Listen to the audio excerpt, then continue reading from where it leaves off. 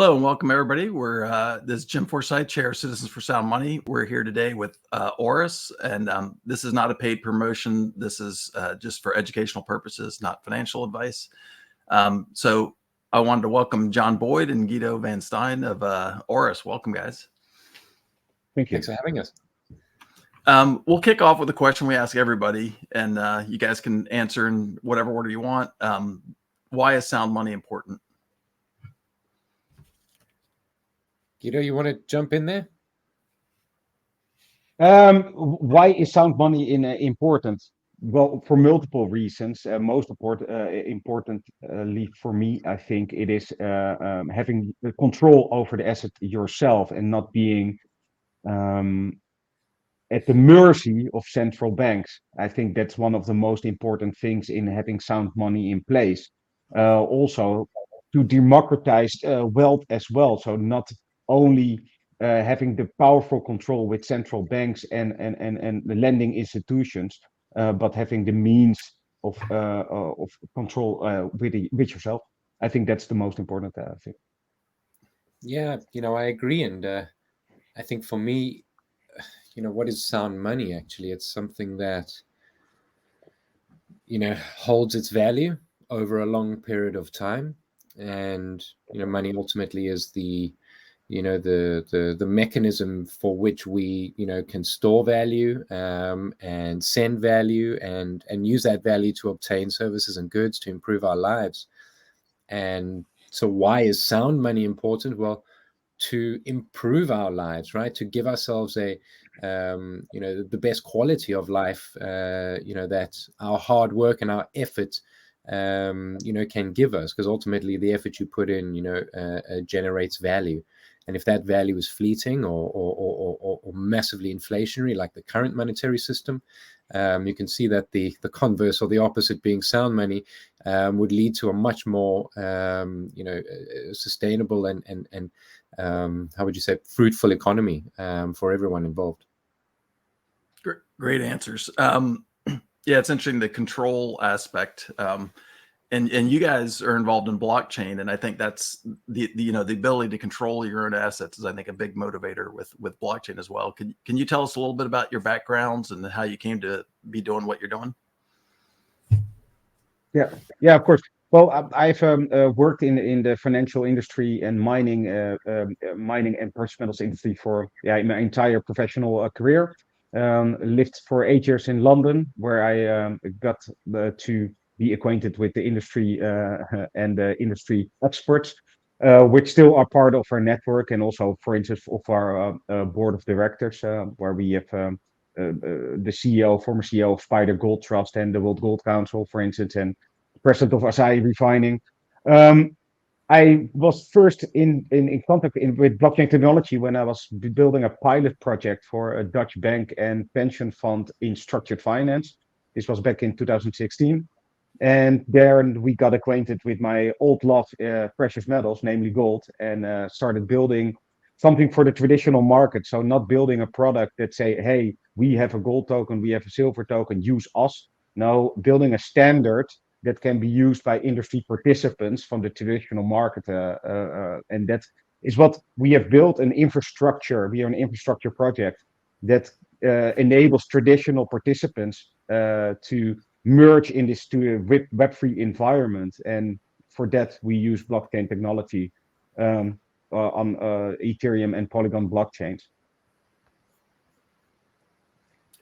And John? Yeah, I come from South Africa, so I was born there. I now live in Europe, in Amsterdam, and I initially was in sort of traditional finance space. That's why I cut my teeth and advise a lot of kind of corporates and high net worth individuals regarding offshore investment portfolios and investment structuring and company structuring, and it was great. And everyone's got to learn somewhere, but obviously it takes you down a certain path, and I was always very interested in what this new technology held and where blockchain was going, and dove a bit deeper in. And the further in I got, and obviously Bitcoin was the one that brought us all to blockchain, whether we like it or not. And reading the Bitcoin standard, that took me very deep into, you know, how money comes about, right? The Federal Reserve, who prints it, who controls it, what the previous forms of money were, you know, from yap stones to seashells and beads, depending on where you were in the world, and also looking at the gold standard, you know, and that really resonated with me. And some of the most, you know, fruitful times in our existence to date, you know, was when our money was backed by gold. And then obviously the culmination of you know, the peer-to-peer cashless money system that is Bitcoin now, you know, and bringing the two together, I found Aurus, and to me that was, you know, a perfect mix of where I came from and where I wanted to be going, and ended up, you know, joining the team, you know, over 3 years ago, and you know, haven't looked back since. That's great. Similar story to me. When I first heard about Bitcoin, I said this is genius, but you know, they should back it with an asset like gold, time tested asset like gold. And it's good to see you guys and other people doing that now. Can you tell us a little bit about the company and the technology that you guys have developed? Yeah, of course. Well, the company originally was founded in London. We're still a part of the businesses. We have the Aurus Foundation is London based, and we since 2 years we have now a second headquarters in Dubai. We are licensed there as well, so we have oversight from 2 jurisdictions.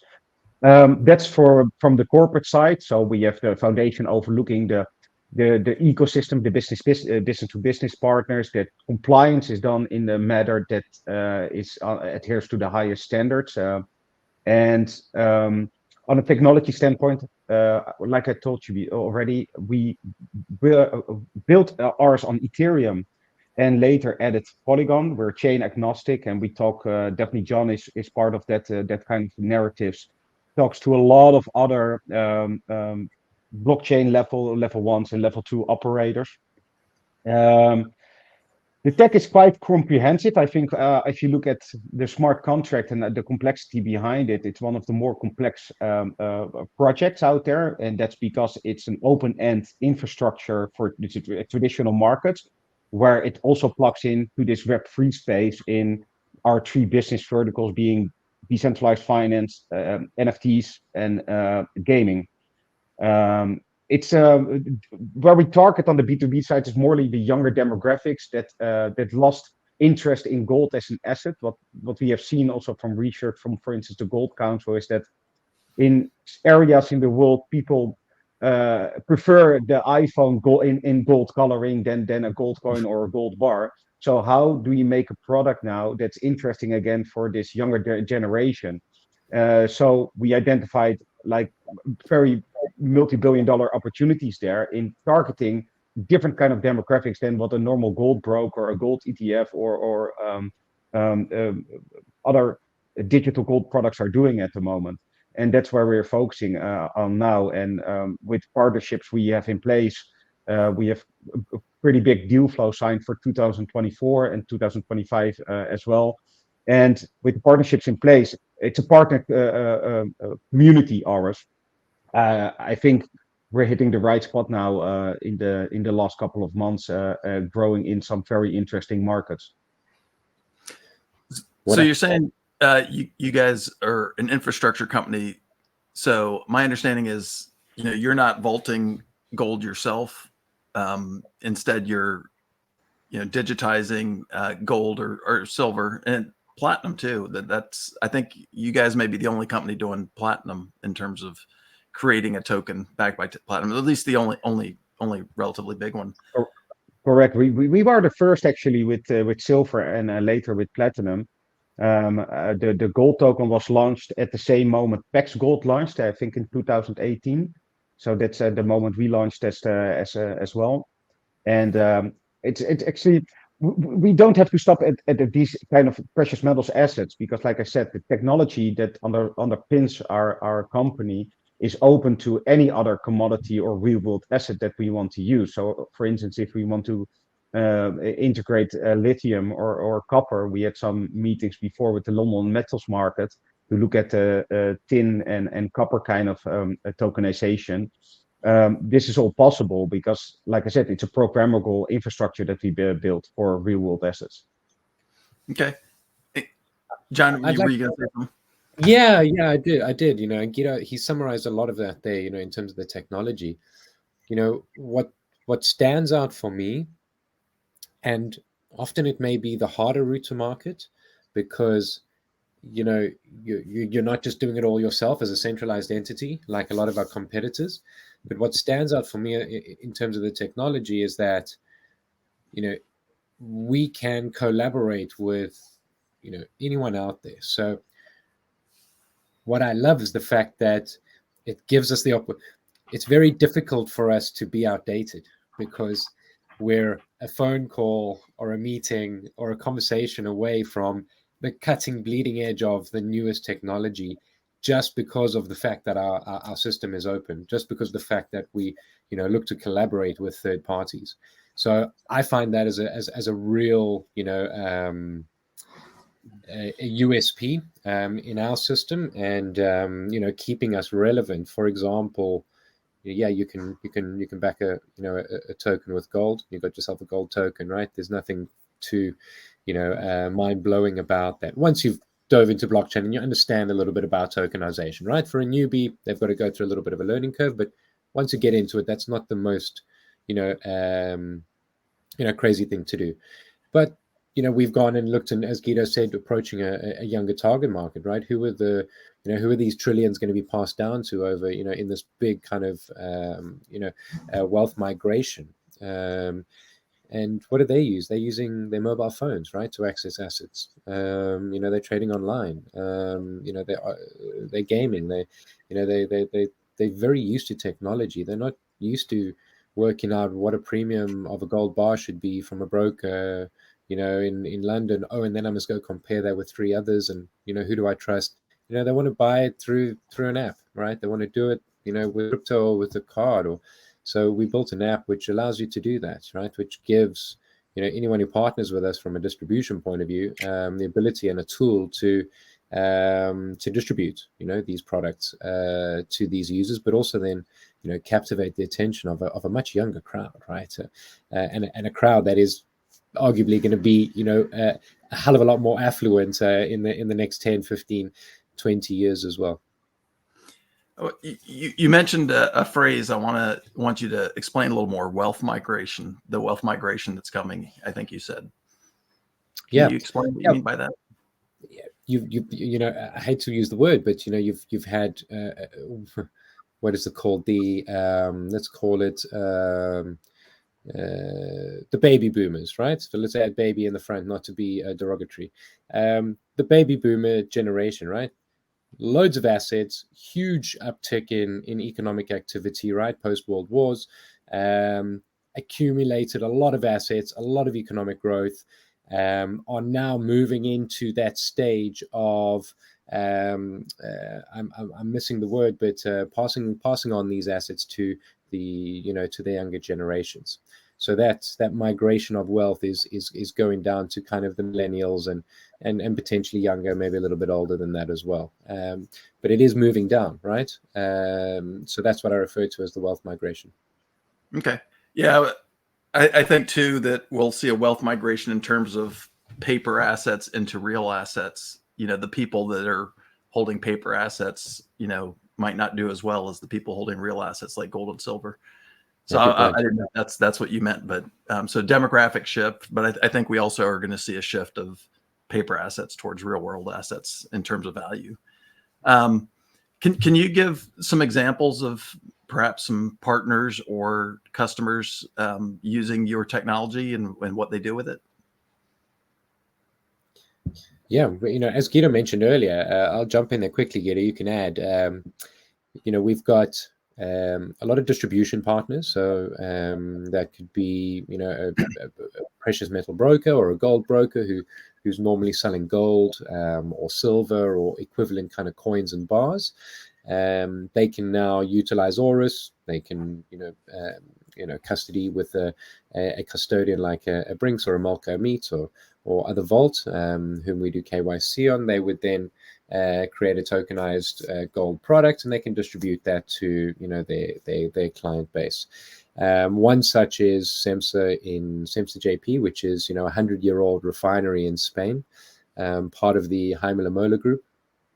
They're currently utilizing our products and services, along with a number of Spanish-based brokers that source their goods from SEMSA as well.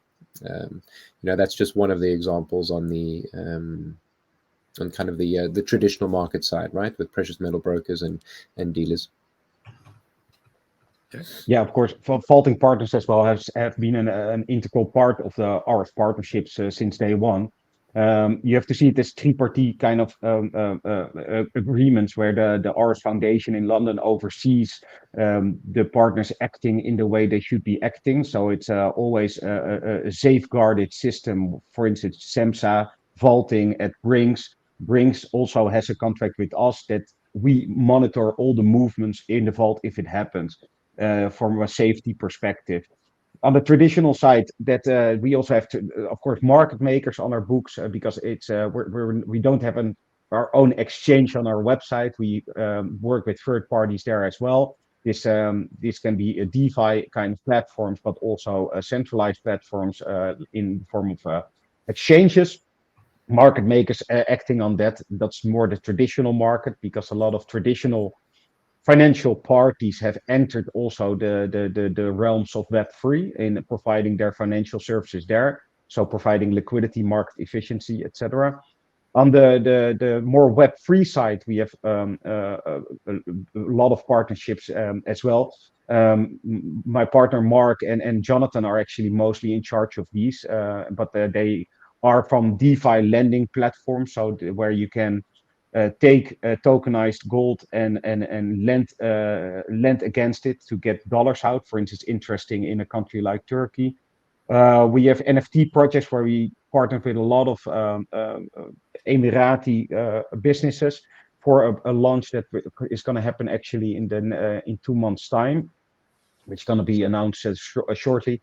And on the gaming angle, we have multiple gaming studios signed as well that want to.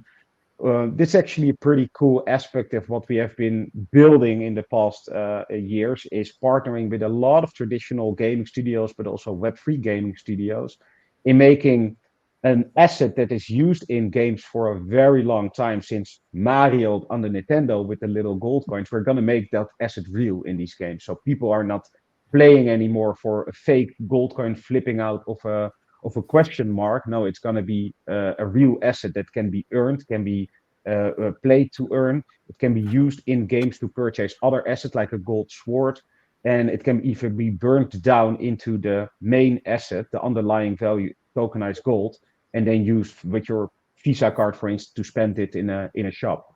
So it's a fully integrated business vertical which steps into these younger demographics. That's really neat. That's wonderful outreach to have something like that, I think.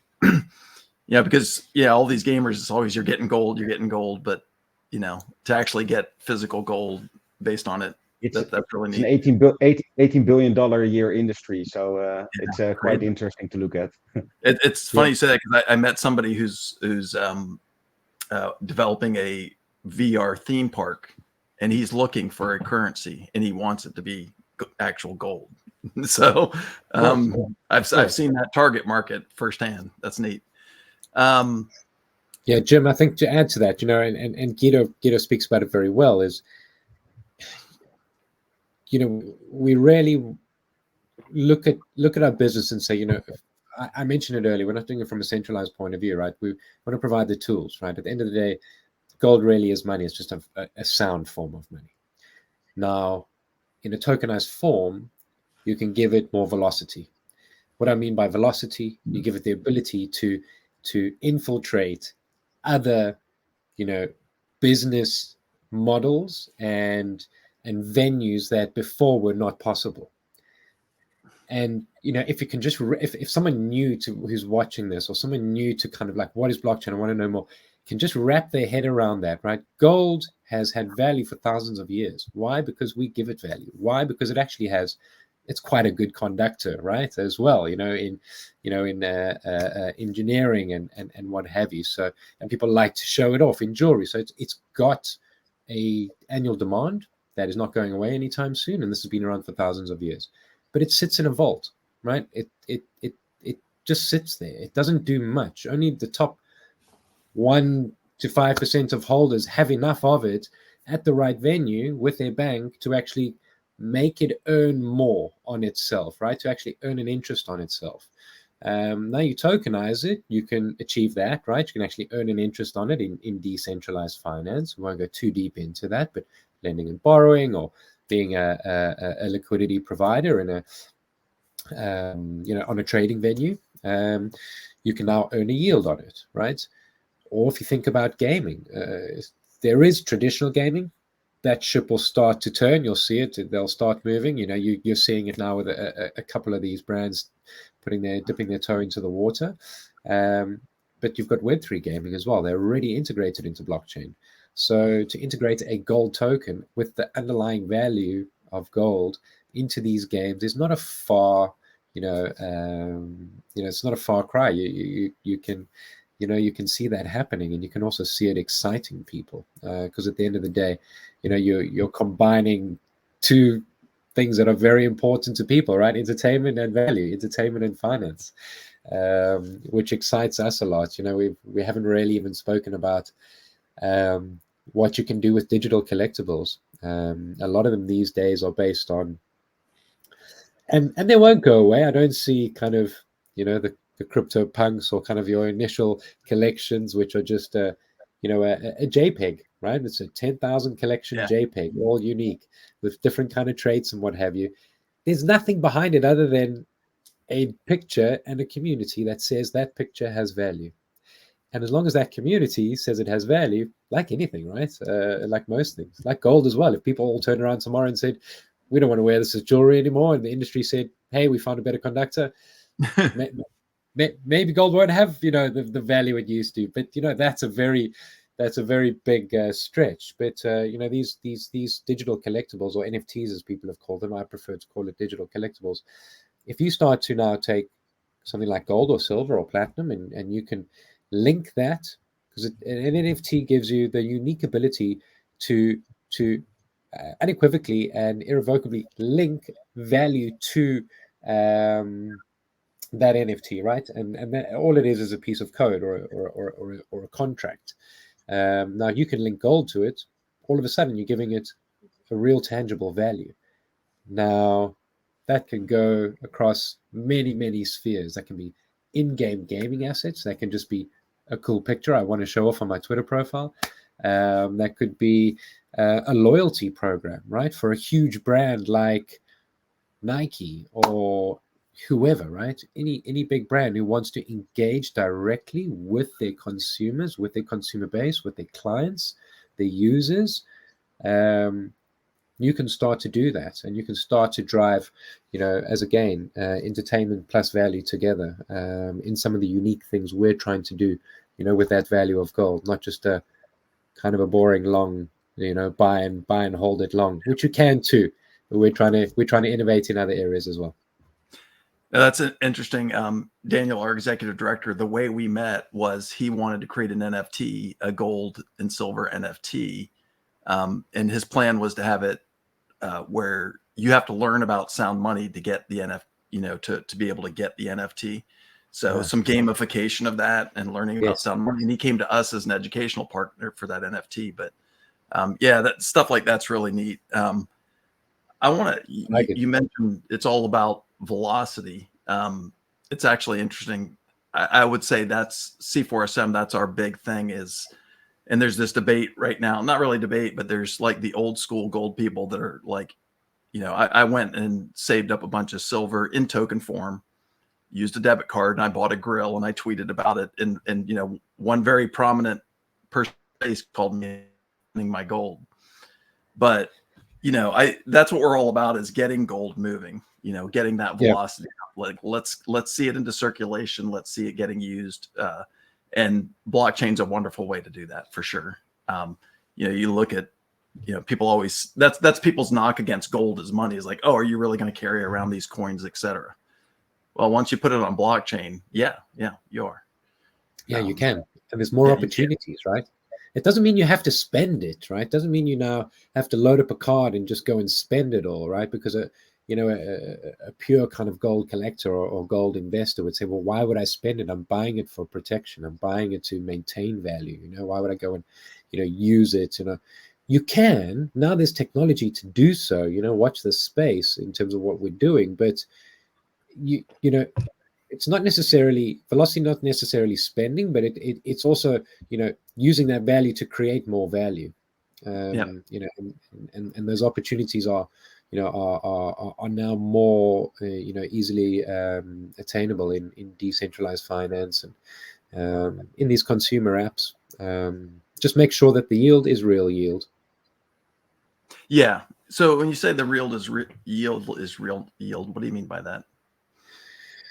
Well, you saw some notable failures, which really plunged kind of crypto market into even deeper depths of the bear market, which we experienced over the last 2 years. And I think, when we all thought it was kind of, over, there was another and another. And I think Celsius was one of those that provided, and quite a well-known name in the US, that provided, yield products.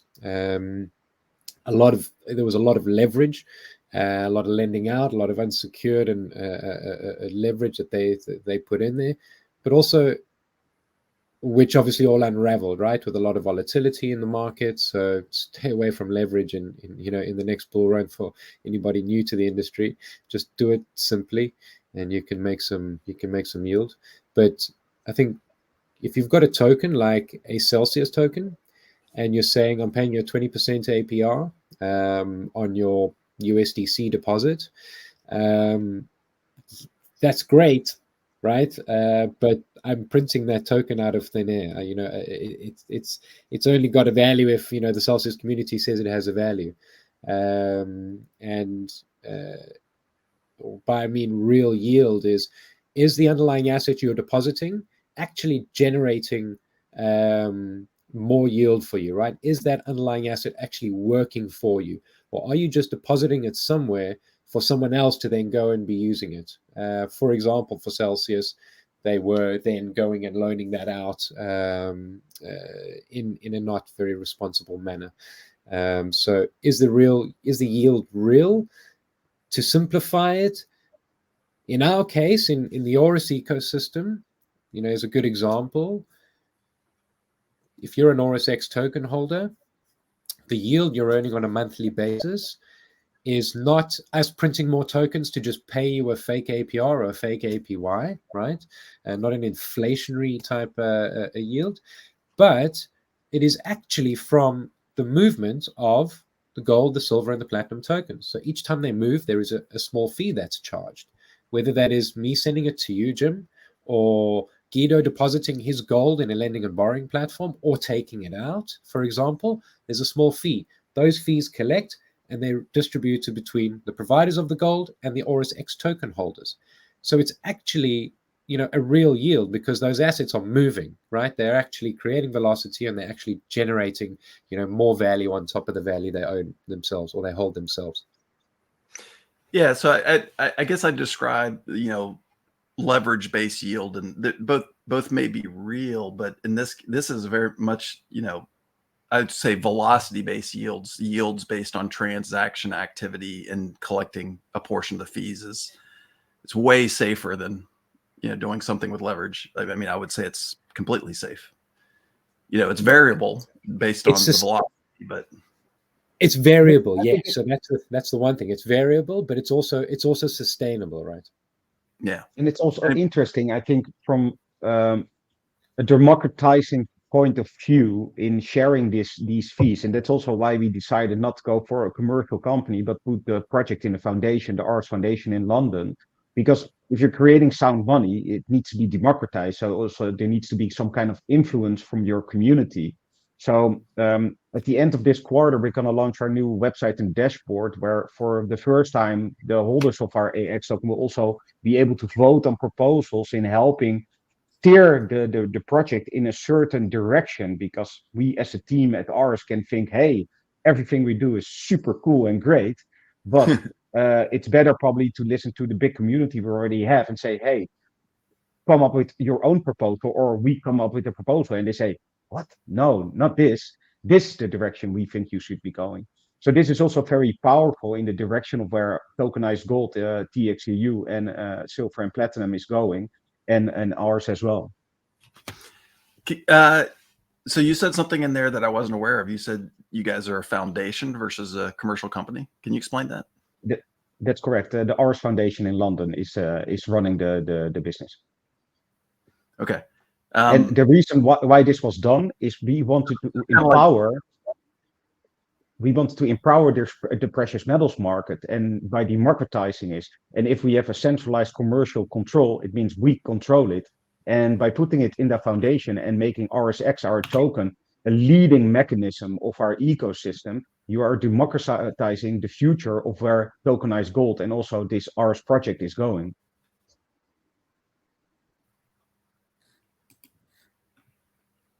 Sorry, it's having some connection issues. Okay, yeah. So I'm not as familiar with the terminology. I guess that's calling it a foundation. I'm not sure what what that means. Like, I'm from the U.S., so that may mean something. Like we're a nonprofit versus a. So I think that's a similar thing, right? So you've set it up. It's a non-for-profit. More democratic. Right. Let me put it that way.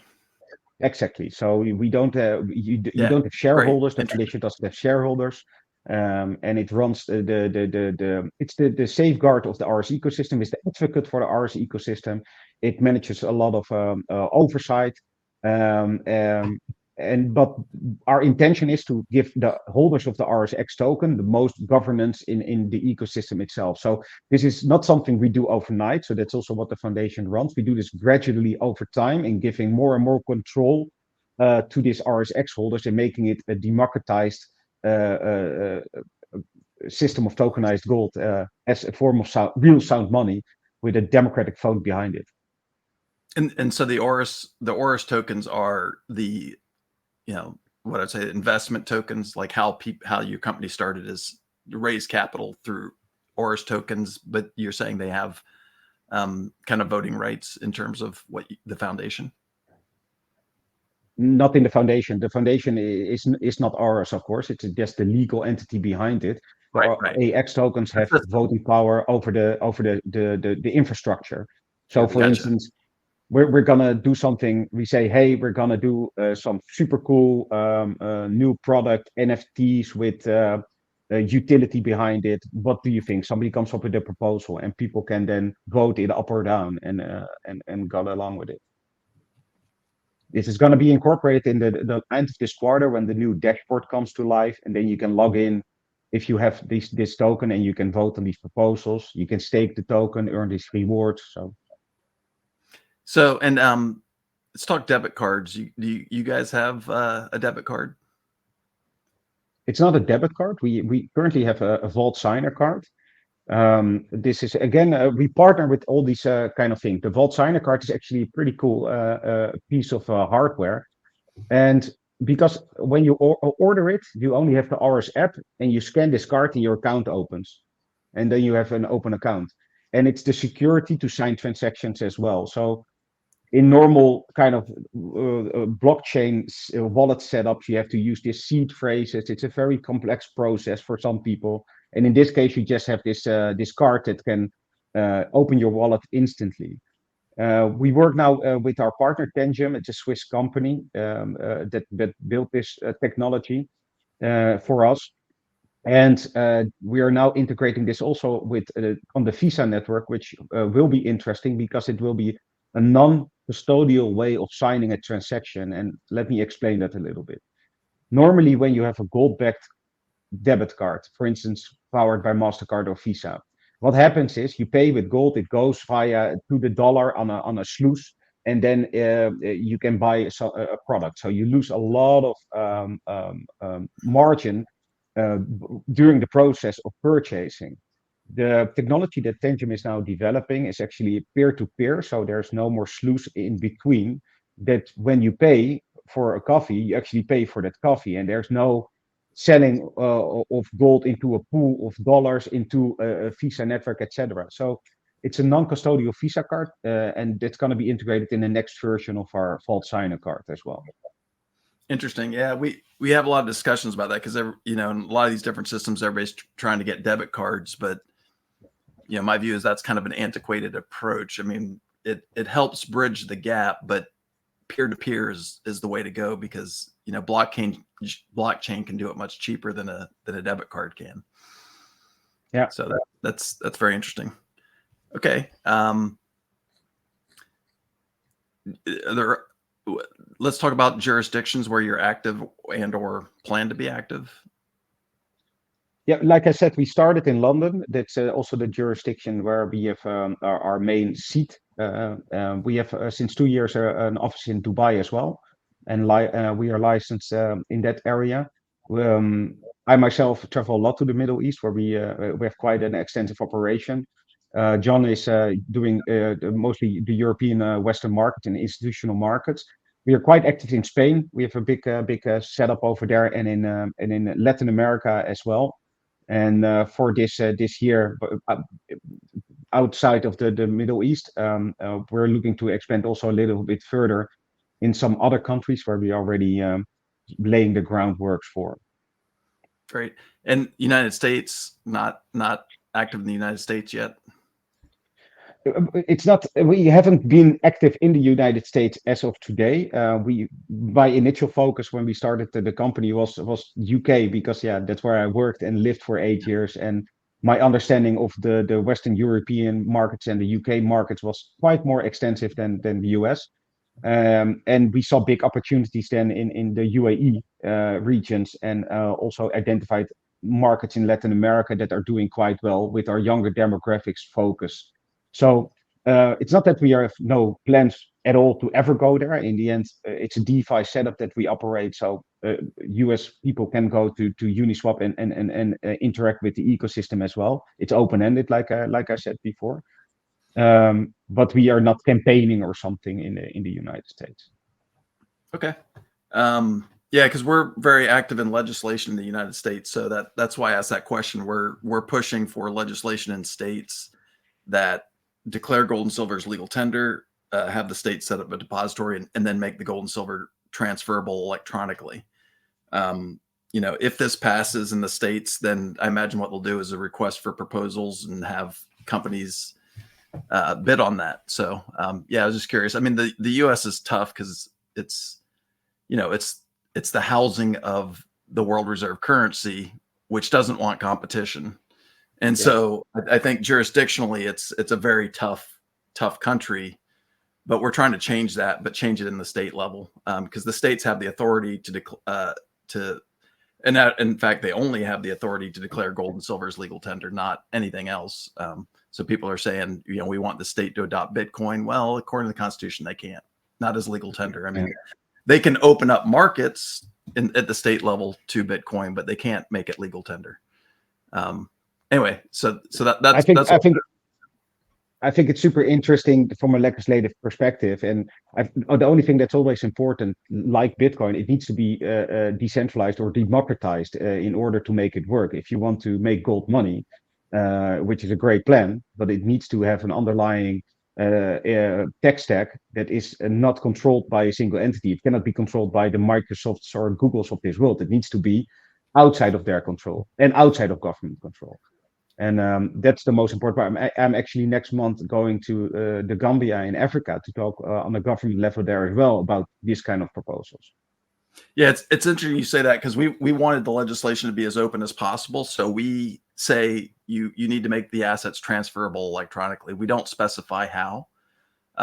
So doing it via, say, a database is possible. I think it's not preferred, and I'll ask you, you know, your thoughts on, you know, why blockchain is superior to doing something like that. New Hampshire, the bill sponsor chose to say, no, we want, you know, a restriction that it has to be open source, decentralized blockchain. I said, absolutely, it's your bill. So the New Hampshire version requires open source, decentralized blockchain. The other states don't. but I do recommend it. And why don't you talk about the advantages of, a decentralized open source blockchain versus like a database system? You cannot forge it. I mean, and Ethereum is of course nothing more than a database, for instance, and every blockchain is nothing more than a database that collects and stores transactions or data, and it's verified by different node systems. I mean, a centralized database system, Oracle or whatever similar to that, of course you can use it. It's super fast. Let's be honest. If you run an Oracle database, it's extremely fast and can process an enormous amount of transactions. But it also has the single point of failure, and that is what you take out by using a super decentralized blockchain. Like Ethereum is still the most decentralized blockchain system out there. It's not the cheapest one. It's pretty expensive. We use it and a level 2 on top of it to as a payment channel. So we have Polygon as the payment channel and Ethereum as the foundation to actually block the transactions, because it's the safest out there. There's nothing safer than Ethereum. It never fails. It never broke down. Solana broke down last year. Ethereum didn't. So from that point of view, ruling out single point of failure is why you can only use a decentralized kind of blockchain system. I also think trust and manipulation, right? Yeah. Right. 100%. I'm trusting. Yeah. So, excuse me for the, but there's starts with an F and ends in an ed. These, you print your own money. I got to trust you, right? Please don't print more. But you got your finger on the button. It's like Fat chain is not a good plan, John. No, not keen. My view. But manipulation. The reason why Ethereum is, well, one of them, why it is quite and very robust is you need consensus in order to change, data in a block, right? And if I'm now, the only person or the only operator, there's a lot more chance of manipulation of data. And if you've got something that is as important as a monetary system, you want to avoid any, possibilities of manipulation. The trustless is thrown around, but you want it to be as trustless as possible. Whenever dealing with a physical asset, though, people also often overlook this fact. You've got to have some level of trust, right? It's something living in the real world. It's not just living, on a database, right, in the form of intangible data, like a lot of other crypto projects. So real world assets, for example, gold and silver, you do need some form of trust, but as trustless as possible and as distributed as the control and the governance power as possible. It's, as we said earlier, the more difficult route, right? Because you've got to grow the decentralization, but it arguably is the more long-term sustainable option. Yeah, I mean, it's if you look at why the gold standard failed. I mean, one of the reasons is fractionalization. Yep. They drove up the reserve ratios like to crazy amounts, roaring 20s, then the Great Depression. When people called BS because they knew more paper had been printed than dollars. And that's where I see blockchain's huge advantages, that ability to confirm that the physical asset and the claims on that physical asset are one-to-one. So yeah. Well, we're getting close to end of time. If there's anything more you guys want to add, we'll make sure to put all your socials and web links and stuff into the description. But if there's anything you guys want to add before we wrap up. I'll add something. I mentioned it, and thanks for having us on, Jim. Appreciate it. Really nice to chat with you.